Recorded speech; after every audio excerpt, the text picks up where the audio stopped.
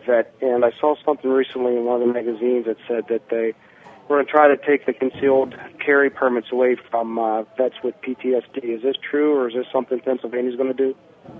That's true. What they're going to try to do is PTSD, post-traumatic stress. Yes. Is this what we're talking about? Syndrome? Okay, go ahead. They're going to try apply mental instability standards to veterans in that situation. And we're fighting to make sure that that determination only comes after a true medical professional sees and makes a recommendation that that person is not capable. And right now that's not true. Just a simple counselor with the Veterans Administration can result in a lifelong disability. And we don't find that to be in any way, shape, or form a good way to treat veterans. Well, next we're off to Quakertown to speak with Travis. Travis, you're on PCN Live. Hi, yes, I have a question for Mr. Grace. If you had a hunting rifle, bolt-action hunting rifle, a similar caliber to an SKS, would it not do the same amount of damage regardless of the rifle? It has a high-capacity magazine or a semi-automatic. I can tell you this as a veteran Marine myself. Regardless of how fast a weapon can fire, what type of weapon it is, it has to come down to the size of the round. Why do you want to take away the SKS so bad? Why punish the law-abiding citizens when it's clearly the criminals making the mistakes? What is the legitimate purpose of the SKS assault rifle? What would someone use it for on the streets of Pennsylvania but for an offensive act like the act unfortunately, tragically, 2 weeks ago that led to the murder of a Philadelphia police officer? I'm going to toss a question out. Either of you gentlemen can answer it for me, and I apologize if this is not a well-designed question, but how many rounds can this weapon that we're talking about fire at one time as opposed to a regular hunting rifle? Mr. Stouffer, do you want to take a shot at that? Sure. It has a 10-round magazine capacity. It can be altered, but any firearm can be altered to take more rounds. But how many rounds are we talking about, say, in a 6-second period, as opposed to a regular hunting rifle? I can tell you that Officer Lesbinski was shot 5 times. There were 5 rounds that hit the officer, and that rifle did have 30 rounds in it, so I think there were fewer than that after it was discharged and after the officer was shot. And those are facts from the Philadelphia Police Department. The fact is that the 5 rounds were still within the original magazine capacity.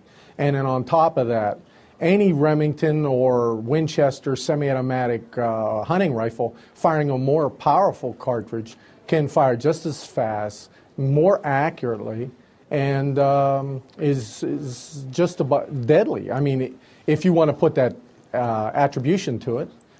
I still have the same question. What's the legitimate purpose for the SKS rifle on any street in Pennsylvania? Okay, first of all, you're not allowed to carry that rifle on any street in Pennsylvania. And on top of that... Or in your home. Or in your home. Well, are you... What's the legitimate purpose of the SKS? Let me ask you a question, Mr. Grace. Are you a competitor with firearms? Are you a hunter? Are you a veteran? What I don't want to do here is to make this personal. I'm doing that because I need to understand your level of understanding. See, I'm a Marine. I'd rather keep this... I'm a firearms training counselor. I understand firearms issues. I know how to fix them. I know how to use them. Well, if you understand firearms issue, then tell me again the legitimate purpose or use of the SKS rifle in Pennsylvania for any citizen. Well, you didn't answer my question, so I'll take that as a unwillingness on your part to answer. I'm going to defer to you as an expert. You haven't answered my question for the whole program. These firearms are used in competitions. They're valid for hunting in 47 states. They fire a moderate power cartridge that is less lethal and is comparable to a .30-30 Winchester. Gentlemen, back to the phones. We have Richard on the line from Hanover. Richard, you have the floor. Okay, thank you. I have a few comments, and then, you gentlemen can, go from there. I'm going on 51 years old. I've been an NRA member for most of my life. There is a gun problem in this whole country, worldwide also. I have owned registered machine guns. They're expensive. I mean, right now, I went to a York Gun Show a few weeks ago. They had a nice collection of Thompsons there. problem is $20,000 on up. Now, do you want to ban stuff like that? Because, I mean, the thing is, people that go through the NFA background check is a very extensive, FBI check.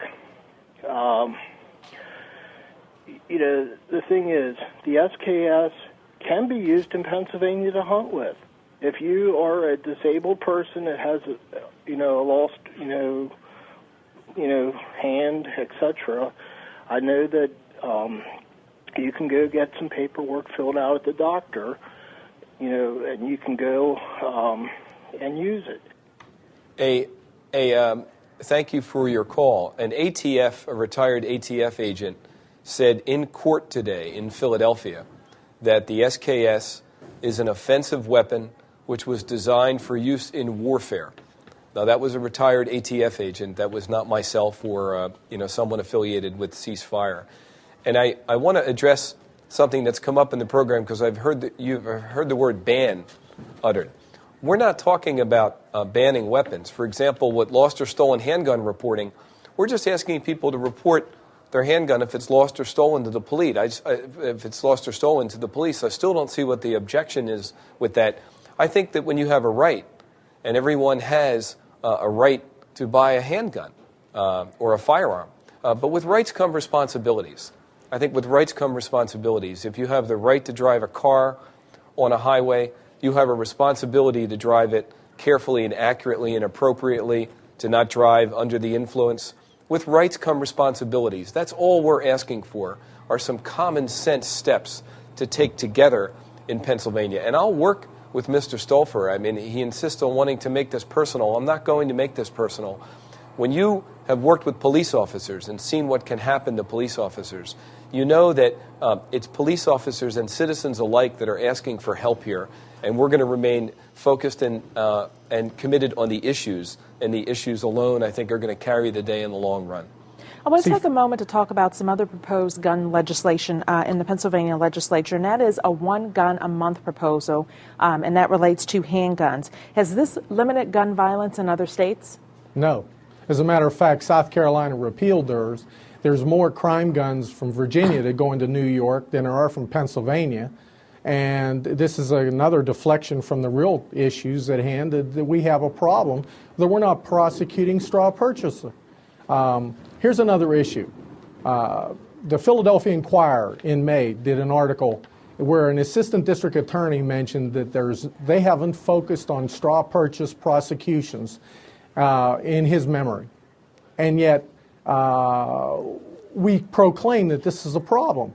And then they looked at it across the state and found out that most of the state's prosecutors don't even file these charges. And yet, Attorney General Corbett and his Philadelphia Gun Task Force is going after criminals with these very same charges, and homicide in Philadelphia is down 25%. So our position and our point is that it's working with what Attorney General Corbett is doing, so why are we pursuing other efforts? When we have a state in which on any given day there are episodes of gun violence across our state, in Philadelphia, in Pittsburgh, where a 12-year-old was fatally shot recently, in Erie, where the mayor and police officials are coming together to come up with a plan to address an outbreak of violent crime, in Aliquippa, where a young man was shot fatally recently, in Allentown, in Easton, where there are episodes of gun violence on an almost daily basis, in York or Lancaster, where we see similar things, in Reading. One of the reasons that we talk about this as a statewide problem is that we work very closely with mayors around Pennsylvania, mayors from Reading and Allentown and Bethlehem and Scranton and Erie and other cities around our Commonwealth. These mayors are on the front line. Go talk to Mayor McMahon in Reading, or Mayor Pulaski in Allentown, or Mayor Gray in Lancaster. Ask them if there's a gun violence problem in Pennsylvania. You don't have to take my word for it. Go talk to the mayors who are on the front line in their communities. Mayors always have their finger on the pulse. And these mayors know there's a problem. They're dedicated to doing something about it, and so are we, and we're going to keep working closely with them. Alan from Mercer, thank you for holding. Go ahead, sir. Yeah, I'd like to ask the guy from Philadelphia that when guns are outlawed, only outlaws are going to have guns. I would like to ask him if there's going to be thugs break in his house, molest his wife or his children, his daughters, what he's going to do, stand there and watch, or is he going to shoot them? I'm going to again point out, we're not talking about banning weapons. We're not talking about outlawing weapons. We respect the rights of hunters. We respect the rights of sportsmen. We respect the rights of law-abiding citizens to go and purchase a handgun and handle it responsibly. We're talking about access to illegal handguns. I'd ask the caller, does the caller want to see more police officers shot in the line of duty with the SKS rifle? I mean, and I'm sure the caller does not. I want to stay focused on what we're calling for, which are reasonable, common sense steps. If your handgun's lost or stolen, report it to the police. A purchase limitation, 1 handgun a month, you could still buy with your spouse 24 handguns a year. How many handguns do you need to purchase each year? Notice we're not talking about a ban. No one's talking about a ban here. The other side, I think, wants to change the debate and focus it as though this side is talking about a ban. That's not what we're discussing. We're talking about reasonable, common sense steps to make Pennsylvania safer for everybody. Can I respond to that, Teresa? Yes, briefly, sir.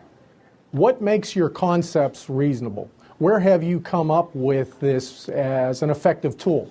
The fact is that you are advocating a ban on SKSs, and you're talking about measures, again, that don't work.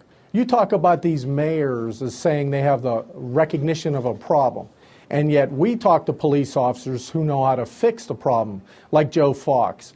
And when you talk about the ATF agent, you should know that one of our consultants is Robert E. Sanders, who was the Assistant Director of Criminal Investigations for the ATF for 24 years. And he set criminal policy for that the agency.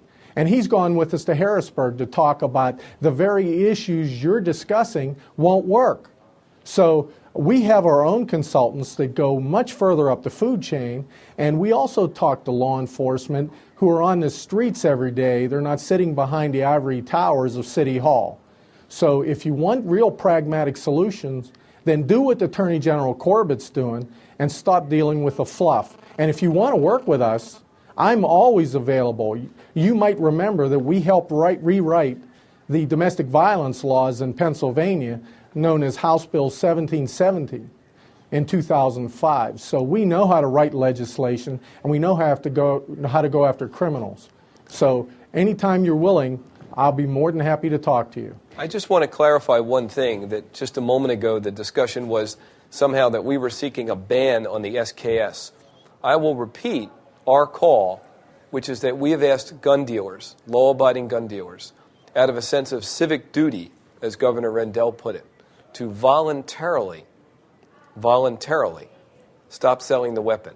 No one's talking about a ban or a regulation or a law. We're asking gun dealers in Pennsylvania, after what happened to Officer Lisbinski in Philadelphia, to voluntarily stop selling this weapon. Jeremy from Allentown, you're on PCN Live. Yeah, I have a couple questions for Joe Grace. First of all, what is your goal in banning the SKS when there are similar rifles available and will be used by criminals no matter what you guys accomplish in this ban? I'm not sure if the caller may have heard what I just said a moment ago. We're not calling for a ban. Okay, we have another phone call from Allentown. We have Pete on the line. Pete, go ahead, please. Thank you. I got a question for both of you guys. Clarify something up for me. Someone steals my weapon, my shotgun. I report it. After I reported this, I go out to purchase another weapon. I will have a problem with that. I'll have a problem purchasing the weapon, or I'll get a fine. This is what I want to clarify, because why should I be prosecuted, or why should I be condemned or held back from replacing my weapon or my shotgun or whatever I have in the home? And they're going to. You said I was going to get a fine or something like that. It could be a felony charge. There wouldn't be any fine under that scenario, sir.